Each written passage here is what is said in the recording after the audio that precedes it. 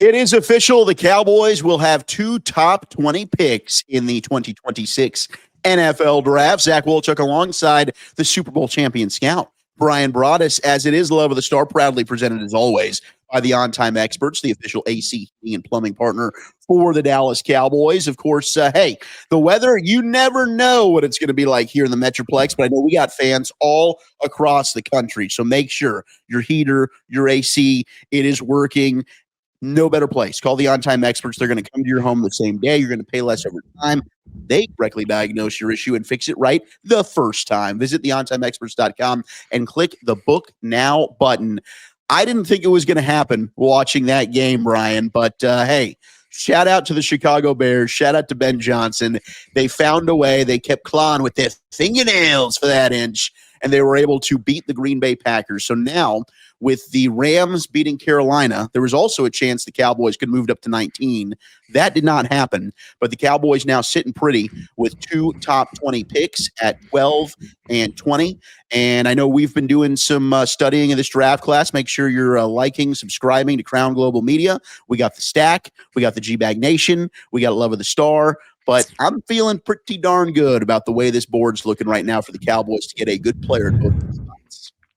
Yeah, you're absolutely right about that. And, and that's really kind of the way that Chicago's been playing football all year. Even, after the Dallas game, they were 0-2, and then, they found a way to win the Dallas game. And from that point on, they've been on a nice run, but it's been a team that's been down multiple scores and found ways to get it done. So, tip of the cap to them.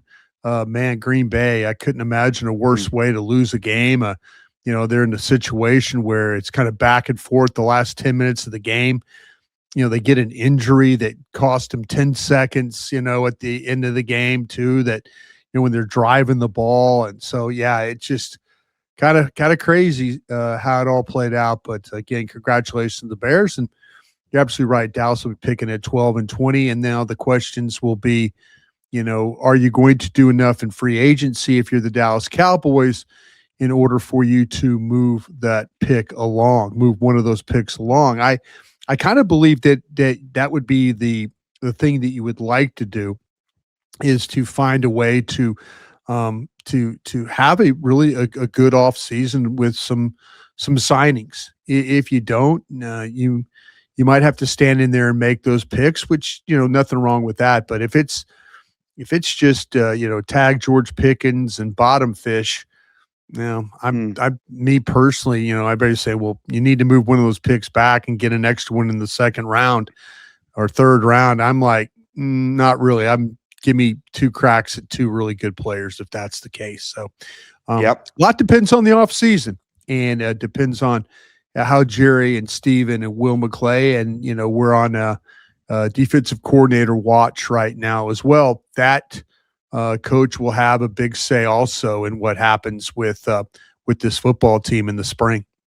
Yeah, no question. And just to update everyone where we stand as we record this one here on a Sunday afternoon, but the Cowboys did get their Zoom interviews done with Jim Leonard, who we've talked about quite a lot. I know you and Eric broke down a lot of great names in the previous episode, but Jim Leonard, they got the Zoom interview done with him. He was the last of the 3 former defensive back in the league, was the defensive coordinator, interim head coach at Wisconsin, wanted to get that head coaching job there at Wisconsin. I know some people have asked, like, well, why did Wisconsin let him go? Well, they went ahead and hired Luke Fickell, and Riley Leonard wanted that gig. And so once he got passed up for the head coaching job, he goes back into the NFL and has done an outstanding job with the Denver Broncos on Sean Payton's staff the last 2 seasons as their defensive passing game coordinator and assistant head coach. Durante Jones, who's now with the Minnesota Vikings, and I know you were able to get some more insight on him as well, has done an incredible job moving up the ranks, spent a season with your LSU Tigers as well. He got his interview done on Friday. And then Ephraim Banda of the Cleveland Browns. So that's exciting, because those could also still be potentially 2 defensive coordinator candidates in Jim Schwartz, who Ephraim Banda has worked with, and then Brian Flores, the Vikings defensive coordinator, who's also getting head coaching looks with Durante Jones. So, those are the 3 the Cowboys have done, and they got denied the Jeff Ulbrich request from Atlanta. Atlanta is still hoping that maybe they can bring him back as their defensive coordinator, depending on whom they decide to hire as their head coach. But those are the 3 done, and we'll await more announced this coming week. But did you have anything since our last recording that you wanted to add to any of these names or any other buzz around the defensive coordinator position? Yeah, I kind of felt like that the interviews with Jones and with the coach in Cleveland, I was kind of thinking, are they interviewing these guys as legitimate interviews, or are these interviews maybe potential coaches that could come along with if in fact, you were able to get Schwartz or Flores to come? Now, it just seems like to me that it's really lining up for Flores to get the Raider job. There's so many people around the league are buzzing about that, and they're buzzing because of the Tom Brady connections and stuff like that. So, we'll see how it all plays out. The Raiders will, they'll be in the mix for this. It'd be great to have Brian Flores, but like I said, I kind of felt like that maybe you were interviewing guys to kind of give Jerry and Steven an opportunity to meet a couple of coaches that Flores and Schwartz had kind of said tagged as, okay, if you're bringing guys along, who are your guys? And these young coaches were possibilities there, but I was told that that's just not the case at all. These were legitimate, thought well enough of these guys that they deserved actually interviews on their own for that defensive coordinator job. Yeah, and I mean, look, their resumes speak for themselves. I think they're 2 really good all 3 of these guys, young up-and-coming coaches. Now, I have seen the pushback, not that I think fans or anybody else in the media is against the possibility of a Jim Leonhard hire, but it's the fear of, do you want to go through this again, let's say in 2 years? If Jim Leonhard comes in here, has success, helps turn this defense around, he's going to end up, much like the Cowboys dealt with Dan Quinn, he's now the next commodity to go be a head coach. So you could be looking at losing a young defensive coordinator that does a good job and having to do this cycle all over again. I will push back on that a little bit. I understand it. Like, would I love to go get a Jim Schwartz if that's all on the table? And that's a guy that's probably not going to go be a head coach anywhere, and he can be your Steve Spagnuolo or whatever. To me, it's just get the right guy. And if that's Jim Leonhard, who I do think is going to end up being a head coach one day, and heck, it could be in Dallas, depending on how these things end up going. But I'm really living in this Dak window. And we don't know how long this is going to be. Is it 3 years? Is it 2? Is it 5? I don't know. But I'm trying to, let's put together the best possible staff and the best possible roster to maximize the end of Dak Prescott's career, which you somewhat failed to do with Tony Romo. I mean, that 2014 season was awesome, but he didn't have the defense, right? And right now, Dak doesn't have the defense. So to me, if Jim Leonhard ends up being a head coach, great. You know what that means? He turned around the Cowboys defense. Your defense performed really well, and that should mean you've got a pretty damn good football team. So I think there's a win all the way around. I'm not as scared off by that idea, Brian.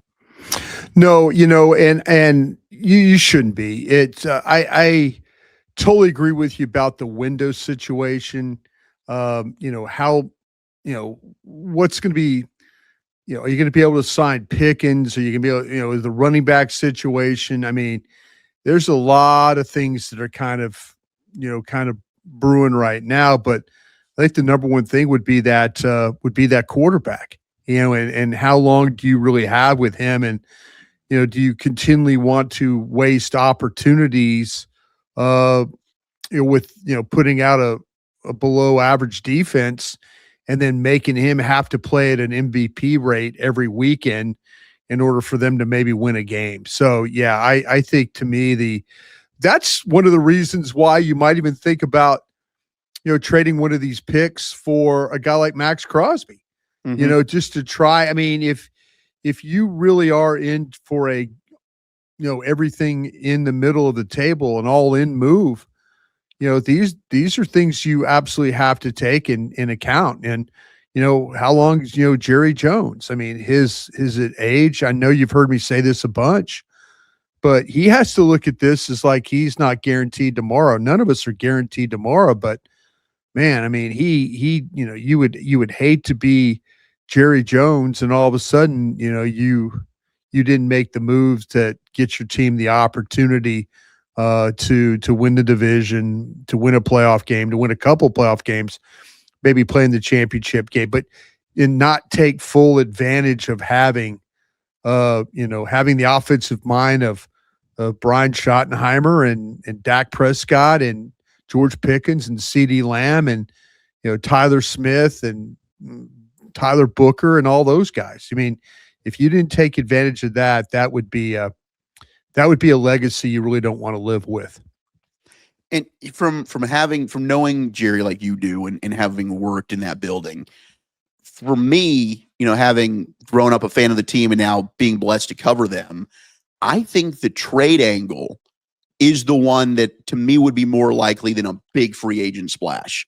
Just knowing Jerry's track record, I think him really if Max Crosby's available and they can make that happen, I think that's what Jerry would do versus, hey, I'm going to go sign Jalen Phillips or whoever the big budget, defensive end would be in free agency. I think that, and he even alluded to it in the end of the season presser, talking about those picks. And I'd love for it to be one and not both of the picks. But you're right. I mean, when we did this exercise during a crosstalk, like if you're Vegas, I want both your picks. If I'm the Cowboys, no, you're not getting both my picks. I'll give you one of the picks. If you want the higher one, cool, whatever. I'll give you the higher one. But I don't know what the market will dictate for Crosby. He just had a successful knee surgery. But I do think if there's a big swing, it's more likely in the trade market than in free agency. Yeah, I like what you're doing here. Personally, I'd like to find a way to use both the picks, but if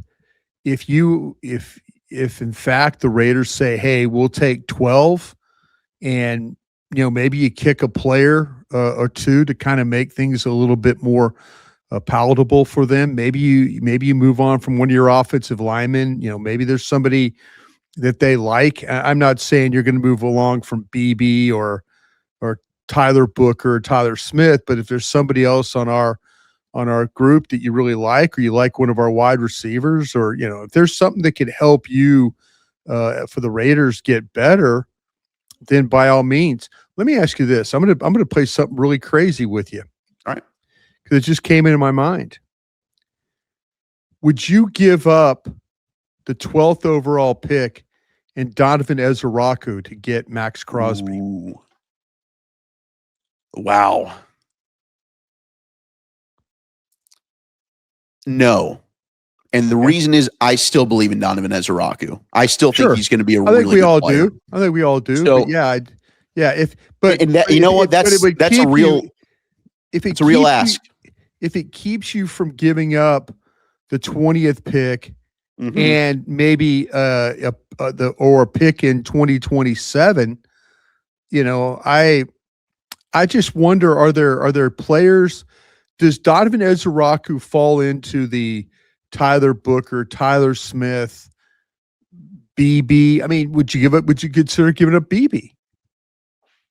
Yeah, well, I mean, my affinity for BB. But yes. Oh, I know you do. But I think I would. Yeah. And now I do love Donovan Ezeraku, and I think like the pass rush, the sack total numbers, they were disappointing. There's no question. Yeah. But he was better than that. And I think that I think that's going to come in his career. But to your point, if you keep pick 20 and you now have Max Crosby, that's your 12th overall pick, and you've sent away Donovan Ezeraku at 20, could I get Cassius Howell from A&M? Could I get Mesidor if the medical's clear from Miami? Sure. I love Zion Young from Mizzou. I think that's a little rich at 20 for him. Yeah, I do too. But could you slide back? Could that be similar to the Guyton draft where you move back a little bit in the first round, or maybe you move out of the first altogether? You get to the top of the second. Maybe there's a tackle that slides and a team wants to move up and go get him. So, yeah, I mean, I wouldn't be opposed to that idea because I think you might be able to replace Ezeraku with that pick in this year's draft. And now I've got Max Crosby to pair with my young rookie rusher, and you're feeling much better about your defensive end position. Yeah, I mean, it's something I don't want to do. But then again, as you and I have talked about, I don't want to give up pick 20, and I don't want to give up. And who knows what the Raiders are going to ask. If I'm John Spytek and Tom Brady, you know what? I'm holding you up for the picks. I'm holding you up. And if you don't want to do business with me, then okay, well that's fine. If you don't take a pick, then I want a premium player. Mm-hmm. And who is the premium player? Is it, do you want to go take do you want to give up a young offensive lineman, or do you want to give up a Donovan Ezeraku? I mean, those are things that you have to if you're the Raiders, you have to be able to counter. If Dallas is adamant that they're not going to give up the 2-1s, then you've got to give them another plan.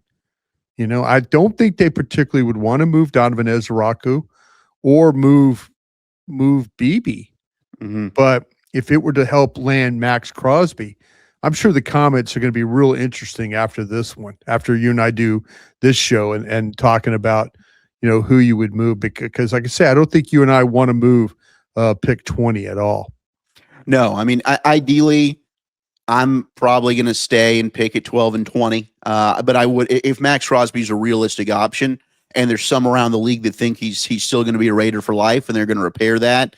But boy, would I hate to see him in Philadelphia. I mean, that's a move, Yeah. Howie Roseman. I mean, if he ends up being a legit candidate on the trade market, the Eagles within your own division are going to try and do everything they can to land him. I mean, the 49ers, the Rams, like these are aggressive front offices, and that's the reason why they are competing and have been for the NFC Championship. So you've got to get in the mix on that one, and maybe it does take one of your young guys. I'd love to not give up any of these players, but I do think we fall in love with our own at times, and we don't ever want to give up assets. But when you're talking about trades, like, it's easy to say, well, hey, we'll give them Shamar James and pick 12. Yeah, you can't, teams aren't going to do that. Yeah. Teams are dumb, but they're not that dumb. I mean, listen, there's reasons why that, that if you're going to give up a premium player, that you should expect, you're not trading for a bag of balls.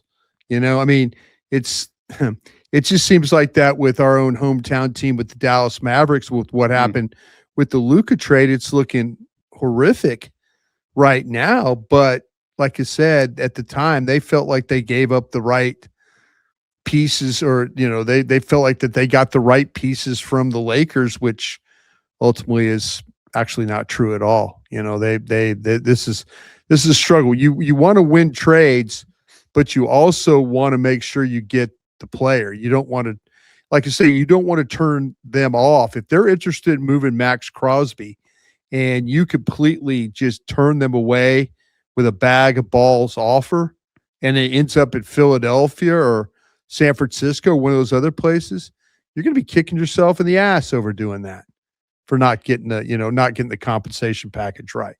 So now that we know pick 20 is the Packers pick, right? How does this make you feel any differently about the Micah trade compensation? Yeah, it does. It does. And not so much the compensation, but this is my beef. And I was on with our buddy's friend Blake this afternoon, Sunday afternoon. We were talking about, some of the things that, some of the team buildings and things like that. And I remember very vividly us doing our radio show at Jake's. Mm-hmm. And when that all went down, and I think you could go back and listen to the audio that I had, my discussion. And this is one of the reasons why I'm no longer working for the Cowboys, was I always just spoke up when I wasn't supposed to speak up. And I kind of feel like that with your with your offense, everybody felt like it. And this is even before we knew how this offense was going to be. But you look at that offense and you're thinking like, okay, there's going to be a lot of high scoring going on here. we've got the potential to score a lot of points and be a really good offense, which it absolutely was. But who was going to close games? Who was the pass rush that was going to close games? And, that's the question I would ask. If we're going to, and especially somebody on the defensive side of the ball should have stepped up and said, who is going to close these games? Is Micah with no Micah? Do we think that really Fowler and Sam Williams and these guys that's who we're going to close games with? Okay, if that's the case, then, or manufacturer pressure, we heard it all. Yeah. But I know I would have stood up in that room and I would have said, as good as our offense we feel like it's going to be, if we're thinking about closing games with Sam Williams and Fowler, then we're going to be in trouble. We need to really think about this Micah Parsons situation. And, if in fact everybody in the room said, oh yeah, well, no, we're going to make the trade. Well, at least I would have stood up and said that. And, but they never, ever had anybody that could close games, that could close. And people are saying, well, Brian, he didn't always, he didn't get sacks like Ware and all that. I'm just talking about get off the field, 2 or 3 extra times a game. That's what I'm talking about, closing the game. It doesn't have to be the final drive of the game. It just, the number was ridiculous. The number of drives that resulted in touchdowns and field goals against the Cowboys defense was embarrassing this year. It was embarrassing. And they didn't have anybody. But you know what? They're going to take this 20th pick and they're going to, they used one of the picks to get Quinnen Williams. That's a good trade. And, if you have to use another one to go get another guy, well, you sure need to be up on it. But the compensation for Micah, I think it's fine. But you also, you really limited yourself to be able to get stops on defense when you traded him away. Look at the Packers. With him playing, they're a playoff team. Without him playing, they're a shell of themselves on defense. I don't think they won a game since he got hurt. I think they were 0-5. Oh, yeah. I think they were 0-5. Yeah. I mean, that is, that says, and he was a closer this year for them. He really was. Yeah. I mean, you saw him step up in the fourth quarter and did things that, I was waiting for him to do with the Cowboys on a consistent basis. He did it a few games, but boy, he unlocked that. And hopefully he gets back and is healthy. I think we're all still hoping Micah goes and has that Hall of Fame career. It stinks the team that he's on for Cowboy fans, but now we know picks 12 and 20. Let's take a trip down memory lane. How have the Cowboys fared with these selections and your early pick for pick 12 and 20? You are listening to Love of the Star. Love of the Star is an Odyssey podcast you can find on the Odyssey app or wherever you get your podcasts. Love of the Star proudly presented by the On Time Experts. Make sure you check them out at theontimeexperts.com. Click that book now button. All right, Brian. So the 12th overall pick, heck, deja vu. We just had this a year ago. Cowboys have picked Alvin Harper, Micah Parsons, and Tyler Booker, 12th overall. That looks pretty good. Like that. I would say Parsons, Booker, and Harper. That's kind of how I would power rank those three. But boy, all really good picks. Yeah, and then the 20th pick. All right. You've got Dennis Homan. 1968. Oh. Alabama defensive end. Wasn't much of a player for the Cowboys. Can't say that he was a difference maker. When I was 5 years old watching this team, I can't say that Dennis was much of a difference maker for your football team. All right, we go to 1973 with the 20th pick. Cowboys take Michigan State tight end Billy Joe Dupree. That guy was a difference maker. Absolutely, Billy Joe Dupree.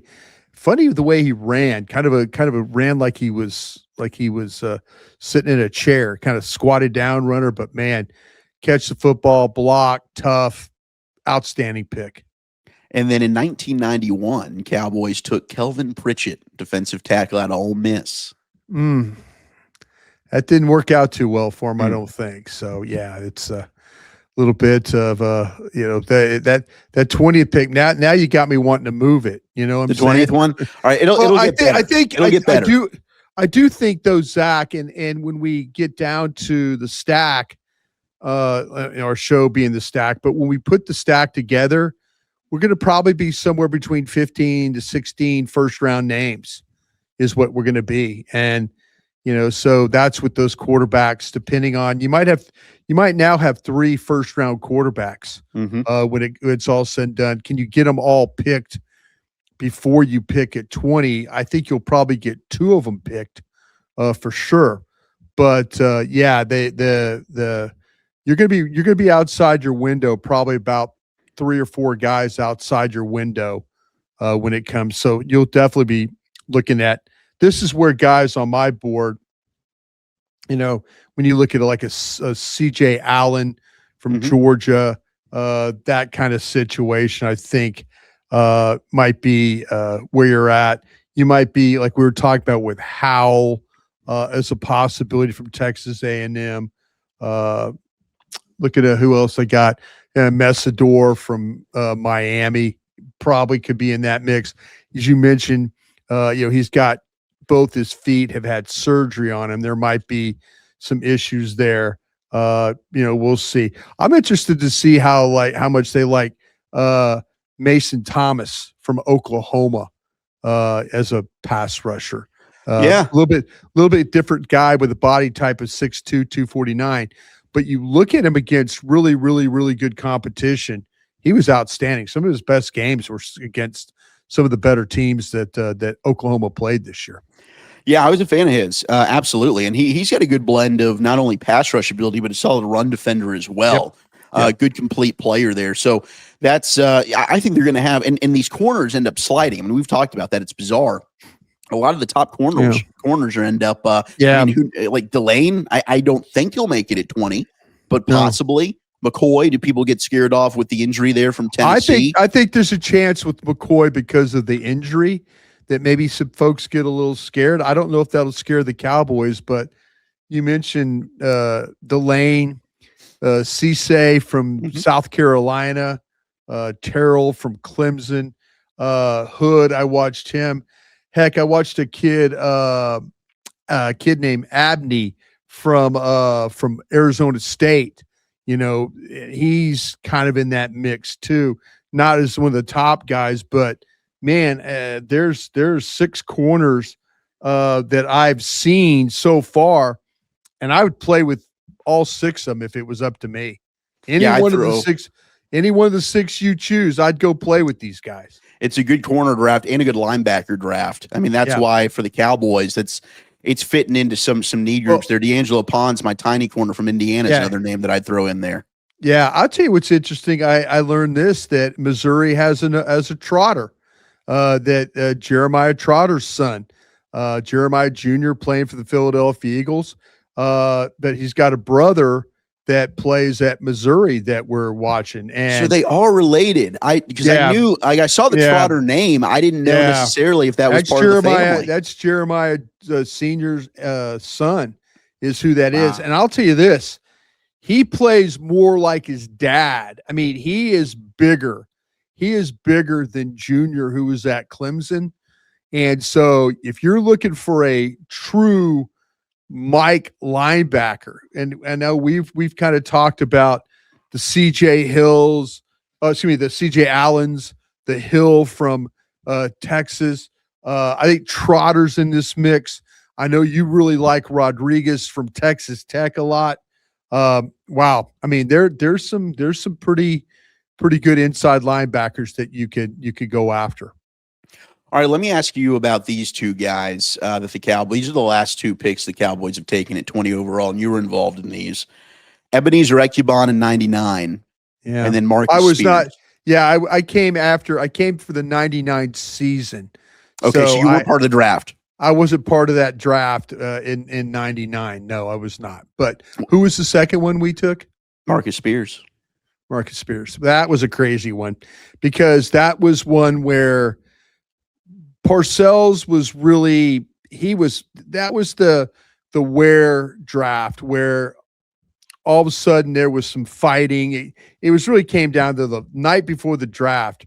Rick Goslin from the Dallas Morning News had some really, really, really good information. And he got it to Jerry about Sean Merriman.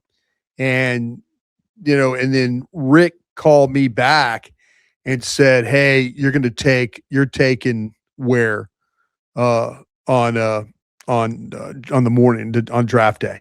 And I'm like, "Cool." And so but we knew about Spears, and Bill really, really wanted Spears. And there was some talk about maybe having to take him early. And Bill kind of like, once the Merriman thing went away, Bill was sulking the whole time when we were driving. I mean, he was just sulking the whole time. He was so mad. He was mad. And we got there in the room, and I've told the story before. I was doing pro personnel stuff, and Jerry asked me, he goes, "Is there anybody ahead of us, Brian, that could take a defensive end?" And I said, "Yes, sir." I go, "Minnesota and Cincinnati." And sure enough, they took Erasmus James from Wisconsin, and then David Pollock from Georgia just went to Cincinnati. And Bill like yelled at me. He's like, "Why the hell are you telling him that?" I'm like, "Because he asked. He asked me who could take, and I told him." And sure enough, I mean, you were right. And Jacksonville was behind us, and I didn't think Jacksonville was going to trade up ahead of us to get.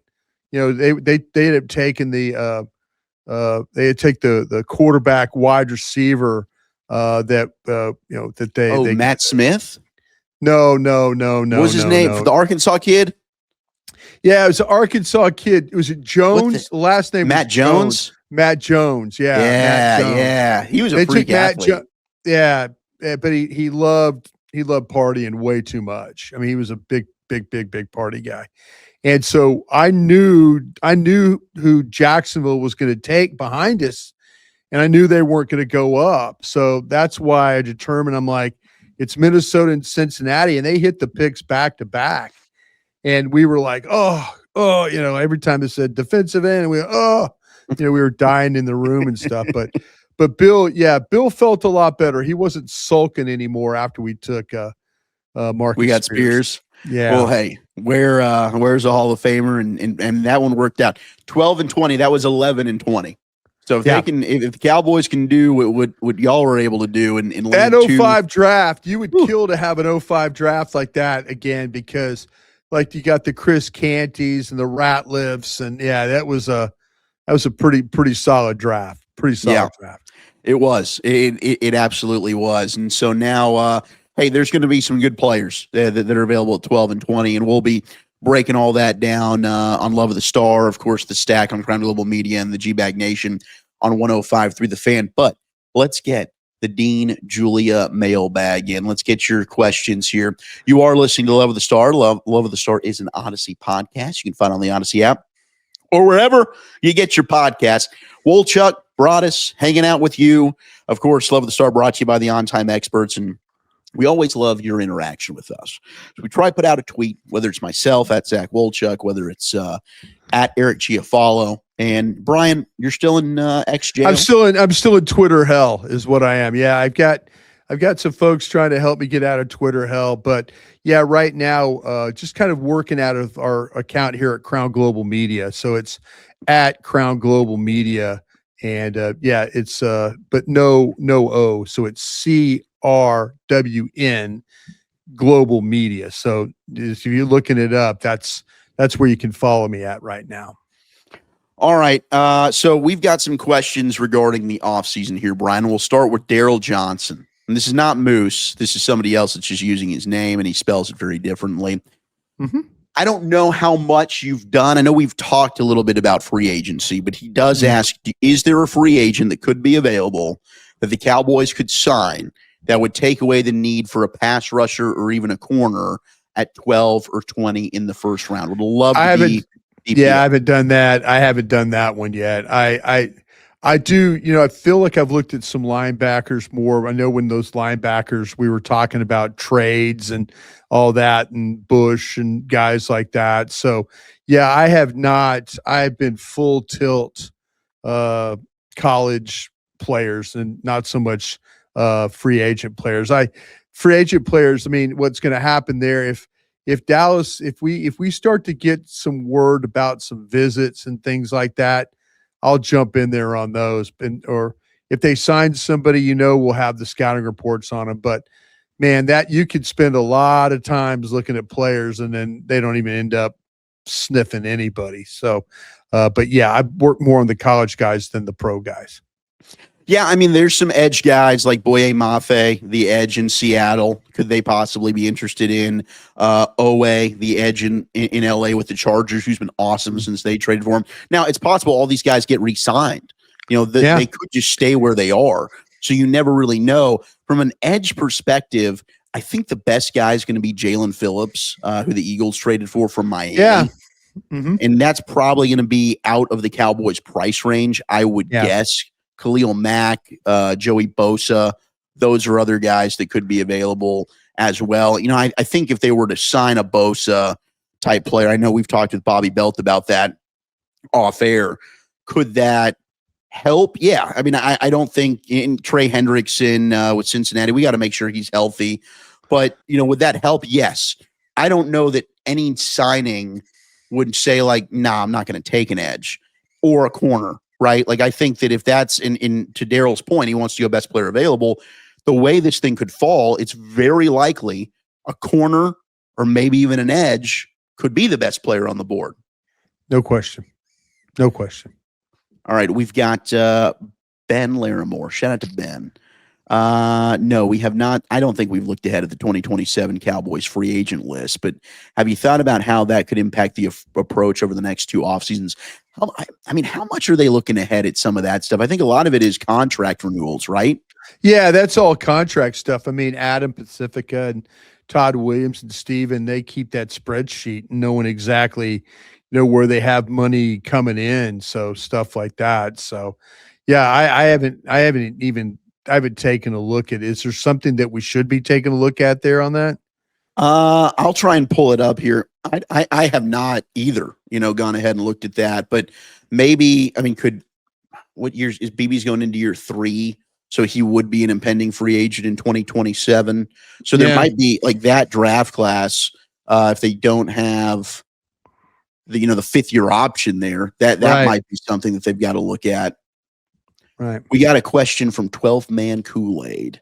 And he is asking. So it got to be an Aggie question. He is. Either an Aggie question or it's a Seahawks fan. Oh, that's true. He's an Aggie, but he's asking about Steele. Do you think it's really worth moving on from Steele this year? He might prefer just waiting another year, and he knows that it clears cap space. But are you really willing to just go with a Nate Thomas there at right tackle if you moved on from Terrence Steele? I am. I really am. I think I know what Terrence Steele is.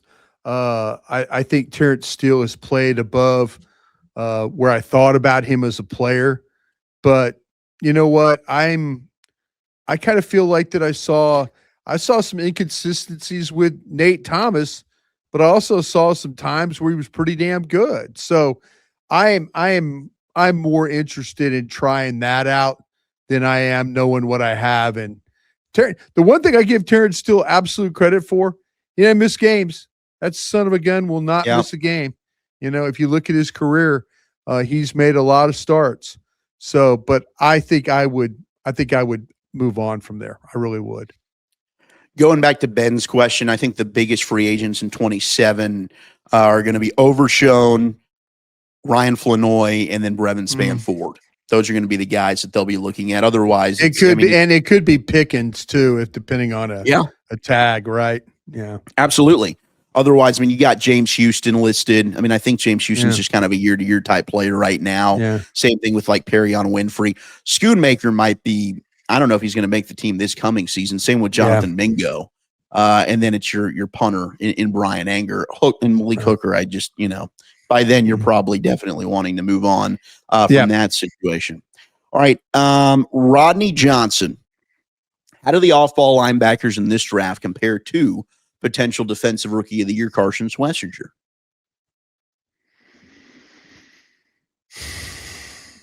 Carson Schlesinger, though, was rare with his ability and his instincts. The lack of size was clearly evident there. I didn't really let that bother me too much. Uh, I do, I do like, I do like the physicality that you get with Styles. I like the physicality you get with Allen. I like Hill. Like Hill is a guy that is one of those guys that maybe he doesn't. Maybe he doesn't. I mean, it's hard to beat Schlesinger with those instincts because of being that small. You know, he's got to be able to find a way to get around blocks and stuff like that. But I like this group myself. When you start to talk about, you know, depending on where you put Reese, but Styles, Allen, Hill, Trotter. I mentioned Rodriguez, uh, Lawson from Alabama. There's some quality linebackers in this draft. I just don't know if they have the instincts again that what you got with the way that Schlesinger played. There's a bunch of questions about the defensive coordinator. Do you think there's anybody else that you could give an educated guess that they'd be still bringing in for an interview? Like, do you think you mentioned Flores with the Raiders job, and I do agree with that. Yeah, I don't think Brian Flores is going to end up here. I really don't. Raheem Morris. I mean, is there any other names that you think maybe they'd Leslie Frazier's a name that I've seen floated out there, like other guys that they'll try and possibly pursue before they make a final decision. They wanted to cast a wide net. Jonathan Gannon, Mike Pettin. I don't, like I said, you might want to think about guys that maybe have some Dan Quinn ties to them is something that, you know, now that would be what's I would look at right now. Our guy that's the assistant head coach out in San Francisco, that was the head coach with Jacksonville, Gus Bradley. Yeah. Gus Bradley was a name that people were kind of talking about initially. I know Bobby was talking about that one. I kind of feel like, to me, they're going to wait and see what happens with Jim Schwartz. But at least they've knocked some of these out. Now, as these guys, these head coaches start to get jobs, they got to be mindful. If all of a sudden that, you know, Atlanta fills, Browns fill, I mean, if they start bam, bam, bam, bam, start filling, you got to be alert. Like, we got to jump in there because we might lose our guy to one of these. Now, I know Schwartz, I think last Friday he interviewed for the Browns job. Yes, he did. So I think that, you know, I think he's a guy that I would like to have personally. But like I said, I think it depends on how fast are they going to move with their interview process, and whoever gets that job, if in fact, say it's our guy, McDaniel. I know they're talking about McDaniel at Cleveland. Mm-hmm. They're talking about him at Tennessee is another area. Is McDaniel, does he have guys on his staff that he likes, that he potentially could bring with him from Miami?